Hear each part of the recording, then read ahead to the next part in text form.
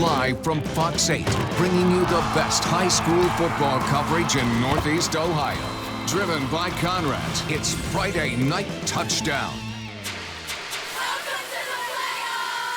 Who's moving on? And who is heading home on the season finale of Friday Night Touchdown? After 12 weeks and almost 250 games, another season of Friday Night Touchdown coming to a close. But first, see who's moving on to the Sweet 16. Plus, we'll announce the new Fox 8 Player of the Year. It's all next on the season finale of Friday Night Touchdown. We are back one final time. Welcome to the season 28 finale of Fox 8 Friday Night Touchdown. We're proud to be powered by Conrad's. I'm PJ Ziegler along with the big man, Mr. Ken Carter. Tonight's playoff scores are on the bottom of your screen, and it's a special night because we'll name the new Fox 8 H-Jacks Player of the Year, but also because John Sable is back. Thank you, Ken. Great to be back, boys. And I picked the perfect time because I'm always in postseason form. Now say hello to our living legend, the great John Tellage. Clapping for you. We have the highlights for you from 16 second-round playoff games and some hardware to hand out. So let's get going, starting with Ken. It's the season 28 finale of Friday Night Touchdown, so I said, hey, let's head on out to Sandusky. And I found a tremendous football game. 10-1 Perkins taking on 9-2 Vermilion in a D4 showdown. Pete Knoll, roll those highlights. Perkins, they got a beautiful stadium, and this is a beautiful touchdown pass. Sam Schweinfurth floats it to Braxton Martin. Pirates up 7-0 after the first drive. The first touchdown was through the air, this one on the ground. Isaac Bunce takes it 39 yards, and Perkins leads by 2 scores before we can even sit down. But then, things are going to get wild, real wild. On the ensuing kickoff, Vermilion's Logan Peterson, he's gone. An 84-yard touchdown on the return. The Sailors right back in it. But there's no time for photographer Tom Genovese to catch his breath because on the Vermilion kickoff, it's Bryce Davey bringing it right back the other way. The sophomore has a 90-yard touchdown return, and the Pirates have their ticket to the Sweet 16. Perkins beats Vermilion tonight, 48-7. JT. Future Kirtland Hornets just getting some work in. Just a few minutes before, the Kirtland Hornets, the defending state champs, take the field against Smithville. All right, gang, Hornets hosting Smithville early on. Danny Alfieri, that's uncharacteristic. He fumbles the football away, and the Smithies recover, but Nico Samak says, don't worry, I got your back. He picks off the deep pass, and that would Kirtland right in gear because Alfieri would bust off a long run down the sidelines deep into Smithy territory, and Kirtland would cash in. That's Mr. Alfieri. And he scores. John Sylvester has the 2-point conversion, and Kirtland cruises 39-zip. PJ. It wouldn't be the postseason without Avon and Olmsted Falls meeting. The Bulldogs are 0-16 since 2013 against Avon, and the Bulldogs have lost all 4 playoff meetings. All right, Avon was facing 4th and 2 from the 26-yard line when Nolan, I'm not just okay, I'm good, breaks off the 26-yard touchdown run to tie the game at 7 early. Olmsted Falls also facing a 4th down. Jimmy Russell keeps it, takes a big hit, fumbles the football. Avon recovers at the 38-yard line. They had it 1st and 10. Then after forcing a turnover on downs, Olmsted Falls went right back to work. Jimmy Russell finds an open Jaden Bayer for the 20-yard touchdown strike. And Olmsted Falls was up 14-7, and they weren't done. Their next possession, Russell takes matters into his own hands. He blocks off a 6-yard touchdown run. Bulldogs were up 21-7, but Avon dominated the second half to win 52-35. The Eagles are 12-0. John Sable. Here we are, Division II, Region 5, Walsh hosting 6-5 Hudson. The Warriors are undefeated. This is the 3rd time these 2 schools have met in the postseason, with Walsh winning the last 2 matchups. Walsh quarterback Keller Moten, well, he gets sacked by Nathaniel Coates. Credit for the Explorer sack. Warriors' opening drive was just getting started, though. Moten on the design QB keeper, follow his blockers there, finds the pylon for the Walsh touchdown, 7-zip Warriors in the first. Next Warriors possession, it's Moten again using his legs, pushed out down to the Hudson 2-yard line. 3 plays later, Moten will cash in his second TD of the game, 14-0 Walsh. The Explorers kept this close. They battled back, but Walsh would hold off Hudson to win 35-21. Third straight year, Hudson is eliminated by Walsh. Walsh still undefeated. Ken. We're here at Freedom Field in Milan, where the Edison Chargers are hosting the Tri-Way Titans in Division 5. Let's check out the highlights. Edison up 21-7 in the first half, but here comes Tri-Way Luke Starr. Might have been looking for Alex Shear, but it's Brody Snyder who comes down with it. 24 yards and a Titans first down. 3 plays later, Starr on the run again. Lets it fly, and it's Snyder again. He drags his feet for a 19-yard grab. First and goal Tri-Way. After a spike, Wyatt Poston tries to find the corner, but all he finds is Grayson Smith and Bryson Whitmer. Third and goal Tri-Way. Starr tries to throw right, but there's only 2 Chargers there. Incomplete, and makes it 4th and goal Tri-Way instead of a field goal. Titans, they're going to try to go for the gusto, but Starr can't find Poston. The Chargers hold before the half and hold on to the lead the rest of the way. Edison doubles up Tri-Way 42-21. The Chargers are 12-0. PJ.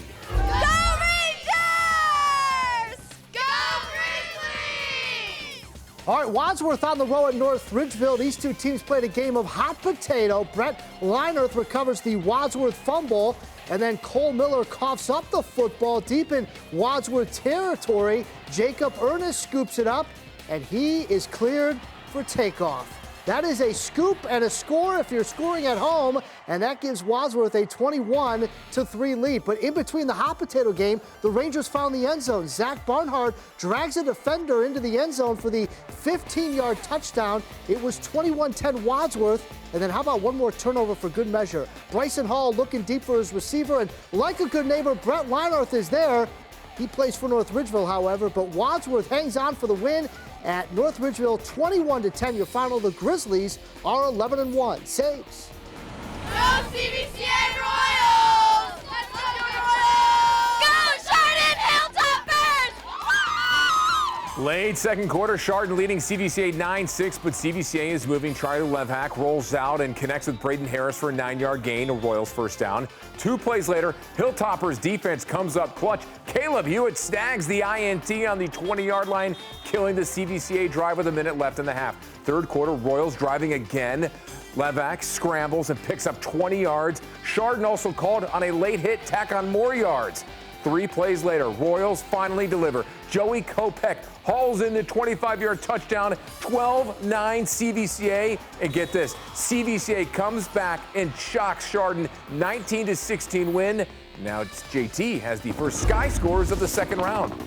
Well, Skyfox made its first full flight at night, soaring over Nordonia, where the Knights were wearing green and hosting green. The Green Bulldogs in Division 2. Let's check out some of those Sky scores. Opening drive, Nordonia on offense, Ben Chesser to Rocco DiLorenzo, and there he goes, 39 yards on touch for a Sky score. Well done, guys. On the point after now. The Knights lining up in a funky formation, and Chesser's going to run it in, making it 8-0, and it ain't easy being green. But the Bulldogs still have Tyson Hunka, and he knows how to throw deep down the sideline to Antonio Martin for a big gain, and green in orange is in business. And it worked once, so they do it again. Hunka to Martin coming up right here for a Sky score. Thank you. And Nordonia wins this one 42-17. All right, the season finale of Friday Night Touchdown just getting started. Still ahead, we'll name our new H-Jacks Plumbing and Heating Player of the Year. Here are the 4 finalists. Marquise Davis from Cleveland Heights, Metter quarterback Scotty Fox, Avon quarterback Nolan Good, and Walsh Jesuit quarterback Keller Mott. Well, we'll pick those winners coming up here in a few moments. But first, more second-round highlights, starting with the top seed in Division 1. Unbeaten Mentor hosting Strongsville for the second time in a month. And Skyfox hovers high over Hoban, where the Knights face Lake defense that has 4 shutouts. Stick around, the Sky scores are coming up. But first, here's another classic Coughlin moment.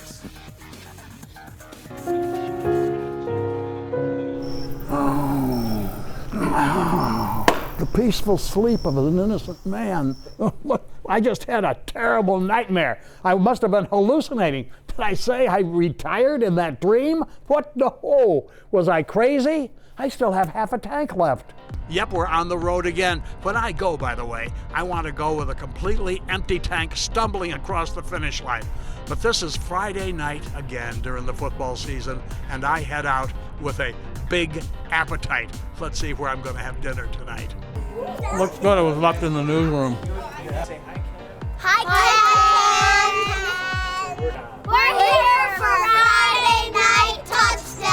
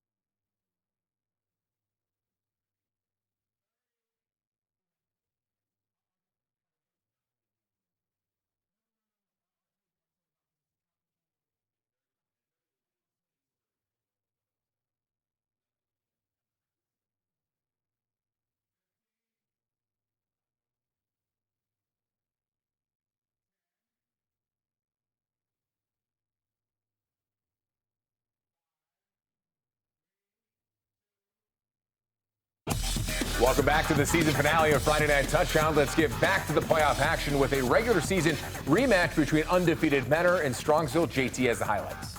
Go Mustangs! Go Cardinals! All right, gang. Menor's leading Strongsville late second quarter. Jackson Farley touchdown. Cards are up 13-zip. Third quarter, Scotty Fox, beautiful rainbow to Justin Hodge. What a catch! And that would set up yet another touchdown from Mr. Farley. Short yardage, the Cards are on a roll. How about a knuckle ball punt to Mr. Hodge? And the senior with a supersonic speed, reservations for 6, and Menor shuts out Strongsville 33-zip. The Cards are 12-0. Ken. Go Green Men! Go Eagles! Aurora hosting Geneva, and Bob Mahalick's Green Men's offense is off to the races. Yeah, Xavier Board untouched, 30 yards for a touchdown, 7-0 Aurora. Eagles take over and watch Big Hoss, Bryce Pete. He's got quick feet and a serious stiff arm right there. Pete rumbles 40 yards deep into Aurora territory. A few plays later, Luke Barbeau puts Geneva on the board, but it was all Aurora after that. Green Men roll 42-14, PJ.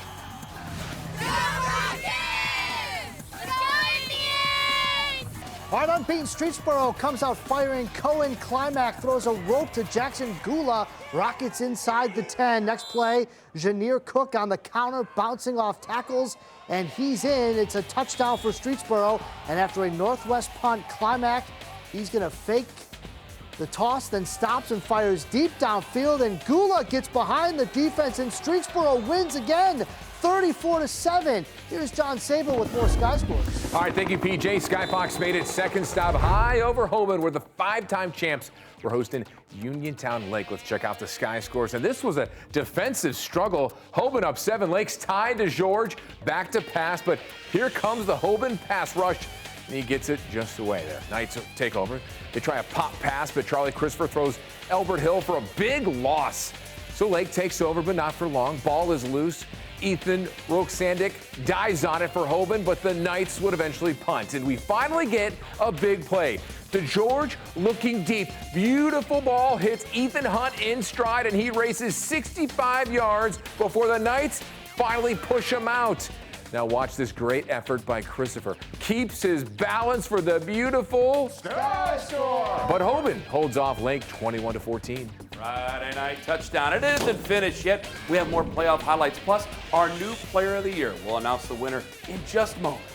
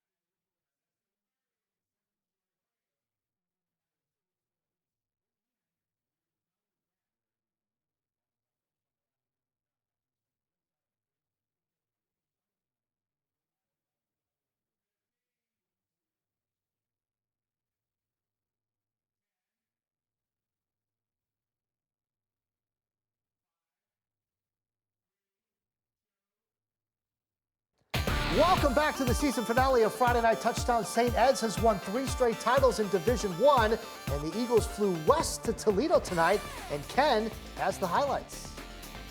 First quarter, St. Ed's driving on their second possession, and Nate Gregory powers in to put the Eagles up 7. But Whitmer, they are going to be fighting back. Jaden Jones runs through 2 tackles for the tying touchdown. Panthers keeping pace, but not for long.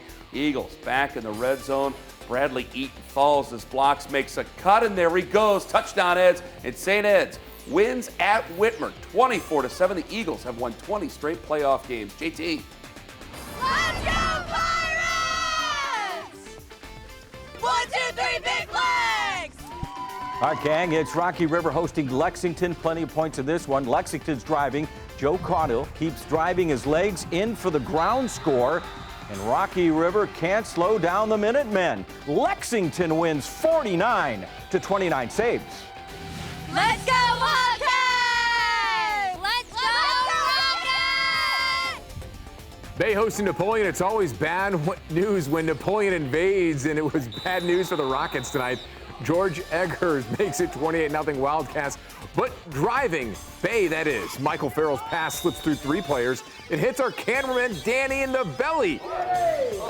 Napoleon belly flops Bay 28-0, and PJ has the final Sky scores. All right, Skyfox made his final stop over Manchester's new stadium. Panthers battling the Berkshire Badgers. And this was all Manchester. Panthers run the halfback option coming up here. Trevor Kusmitz, perfect pass to Jake Livingston, who toe taps. And that's good for a big gain right there. Then next play, Phil Parton goes in for a Sky score. And Manchester's moving out 41-19 over Berkshire. We'll hand out some hardware next.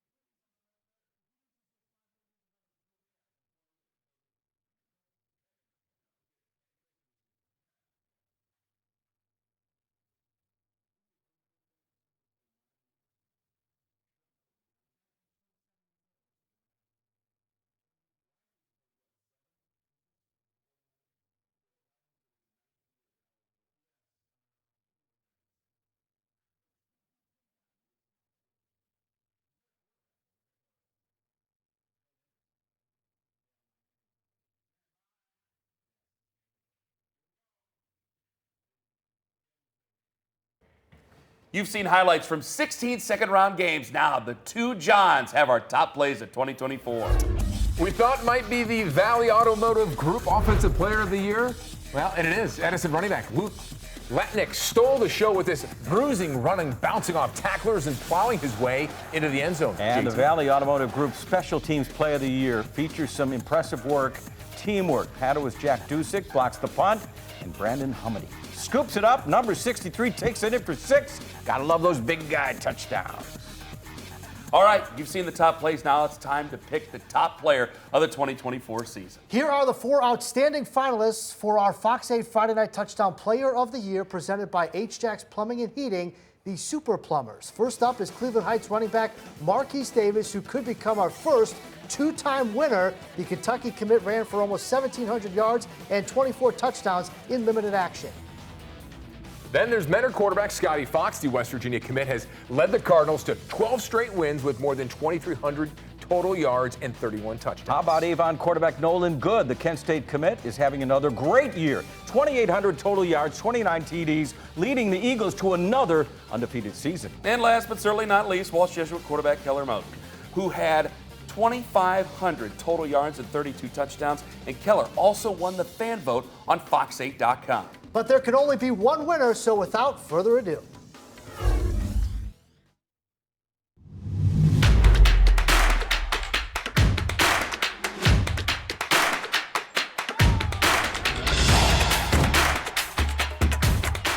On behalf of Fox 8 and HJAX Plumbing and Heating, the Super Plumber, congratulations from all of us here at Fox 8 to Friday Night Touchdown Player of the Year, Avon Eagles quarterback Nolan Good.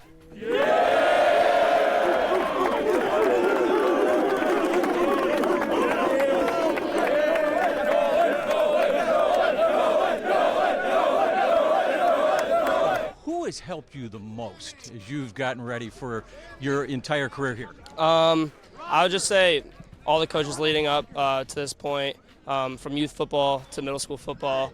Obviously, my parents have a huge role in that, but just all the support that I've gotten from really the community and all the coaches leading up to this point has really just kind of formed me into the man I am today. Emotions as your son wins this big award. Well, we're just super proud of him. He's worked so hard, and just to have all of his hard work come to be recognized is an honor and a blessing. He's been working really hard for this for a long time. Nolan, Nolan, Nolan!